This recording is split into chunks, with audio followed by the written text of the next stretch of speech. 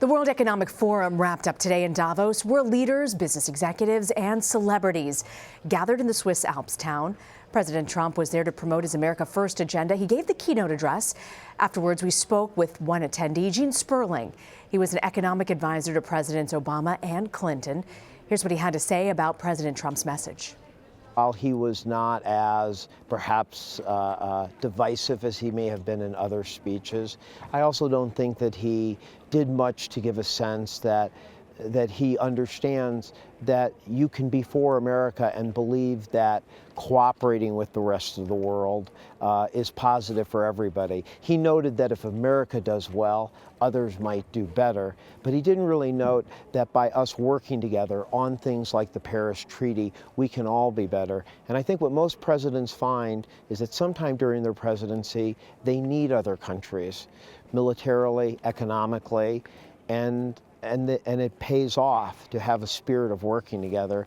And I think that for a lot of leaders, a lot of people in different countries, they still look at Donald Trump as somebody who sees the world as a zero-sum game where any benefit for one country is at the expense of another. But of all the things he does, the idea that being tougher on China, sending a strong message, I support that. But I do think you have to do it in a way that is responsible and respects the rule of law and our trade agreements, because the best way that you can be tough with authority against other countries is to make clear that you yourself are also willing to live by the law and not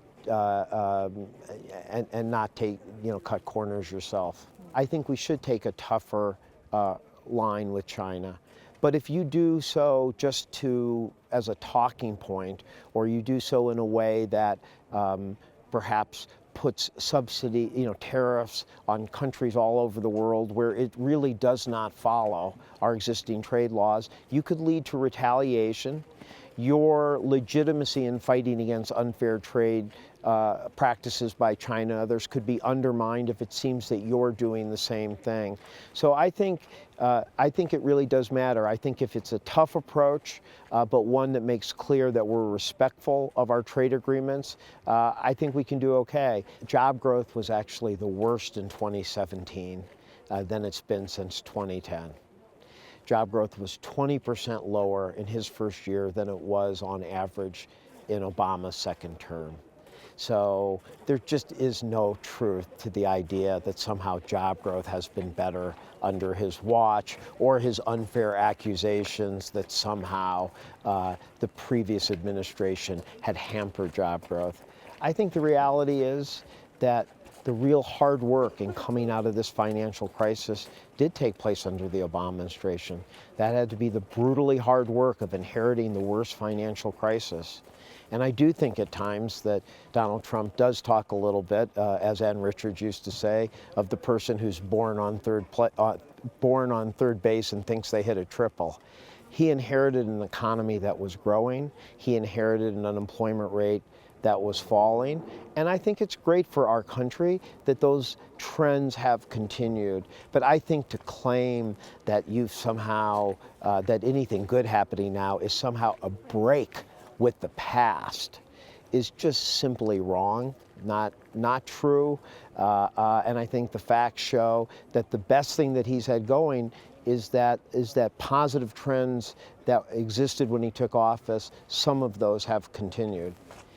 In terms of his tax cut, I think that he may have helped juice up some companies by borrowing $1.5 trillion. I mean, he essentially borrowed $1.5 trillion that the American public, average workers, people will have to pay back.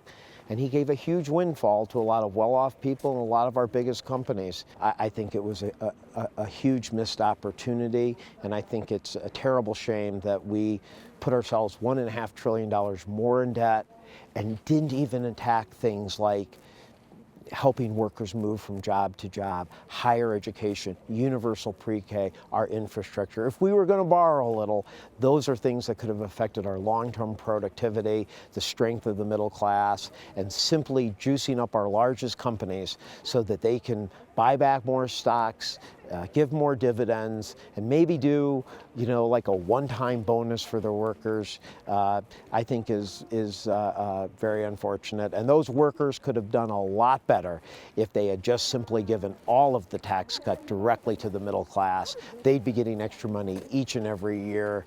So I think this Davos may be the place where that tax cut is the most popular, because some of the greatest beneficiaries are here.